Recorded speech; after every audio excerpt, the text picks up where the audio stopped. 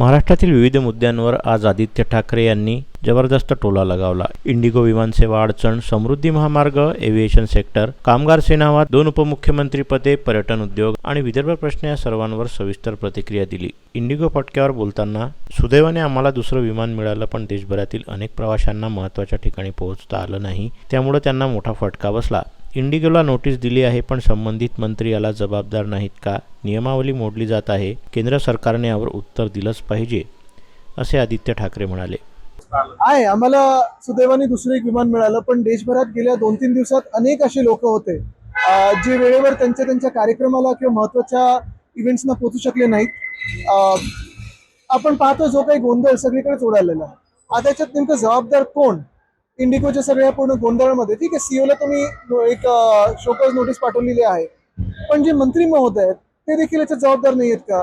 त्यांचं हे कर्तव्य नाही का पाहणं की जे त्यांनी गाईडलाईन्स काढलेले आहेत त्याला पालन त्याचं होत आहे, सेफ्टी नॉर्म्स तोडले जात आहेत, या काही गोष्टींवर मला वाटतं केंद्र सरकारने उत्तर देणं गरजेचं आहे। समृद्धी यायला पाहिजे, येतही आहे, पण प्रवासात त्रास झालेल्या हजारो लोकांचे हाल होत आहेत। 2014 पूर्वी एव्हिएशन सेक्टर चांगलं होतं, त्यानंतर यात मोनोपोली सुरू झाली, हजारो कोटी खर्चून नवीन विमानतळ उभारलं, पण ते आज बंद आहे, अशी टीका आदित्य ठाकरेंनी केली। पण काल आपण पाहिलं असेल एक जोडपं त्यांनी डिजिटल लग्न केलंय, कितीतरी लोक आपण पाहताय, हाल पाहताय, त्रस्त किती आहेत आणि कुठेही काही माहिती नव्हती त्या दिवशी। म्हणजे ते थट्टा म्हणून बोलायला चांगलं आहे की तुम्ही ह्याच्यानी या आणि त्याच्यानी या, कोण वंदे भारतनी या, हे सगळं ठीक आहे, पण जे एव्हिएशन सेक्टर 2014 पर्यंत आपण पाहत होतो, केवढे तरी विमानं, वेगवेगळे एअरलाईन्स होत्या, 2014 नंतर काय झालं की याच्यात मोनोपोली यायला लागली, का मारलं गेलं हे सेक्टर?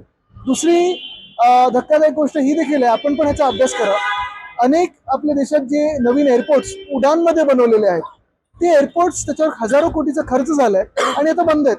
कामगार सेना वादावर बोलताना, आमची इच्छा आहे की वाद वाढू नये, पण भाजप वातावरण खराब करणार असेल तर त्याचं उत्तर दिलं जाईल। भाजप स्वतः काही करू शकत नाही, बोर्ड लावण्याचा प्रयत्न करतात, हॉटेल्स व इंडस्ट्रीजवर दबाव टाकला जातो आहे, महाराष्ट्रात पर्यटन येऊ नये असा प्रयत्न होतो आहे, जसे उद्योग गुजरातला पळवले तसे पर्यटनही पळवण्याचा प्रयत्न होतो आहे।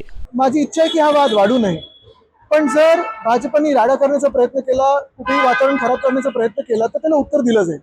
ह्याच्यात एक आपण टॅक्टिक पहा, भाजप असं करतं, मुंबईत आता 2 पंचतारिका हॉटेलमध्ये केलेलं आहे।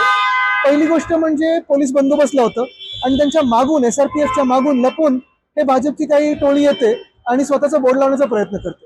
ह्याच्यातून 2 गोष्टी येतात, एक स्वतः काही करण्याची हिंमत नाहीये, पोलिसांचा वापर केला जातो, पण दुसरी गोष्ट म्हणजे जे काही सरकारी बाकीचं पण म्हणजे यंत्रणा, मग महानगरपालिका असेल वगैरे, त्याच्या माध्यमातून तिकडचे हॉटेल्स असतील, इंडस्ट्रीज असतील, त्यांना दमदाटी केली जाते आणि ही दमदाटी केल्यानंतर आपण पाहताय तिकडचं वातावरण कसं खराब होतं। म्हणजे येणारं जे पर्यटन देखील आहे ते देखील भाजप घालवण्याचा प्रयत्न महाराष्ट्रातून करत आहे। जसे उद्योग गुजरातला पळवले तसं पर्यटन देखील पळवण्याचा प्रयत्न आहे।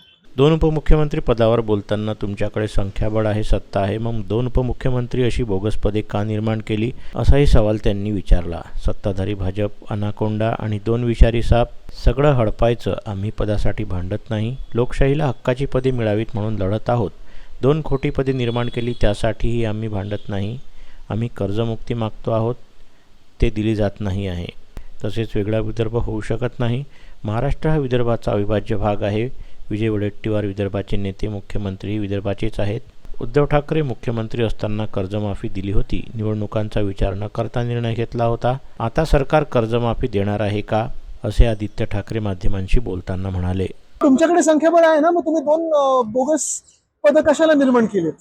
संख्याबळ तुमच्याकडे तर चांगलंच आहे, निवडणूक आयोगाने एवढं संख्याबळ दिलेलं आहे, मग तुम्ही ही खोटी पदं का निर्माण केली?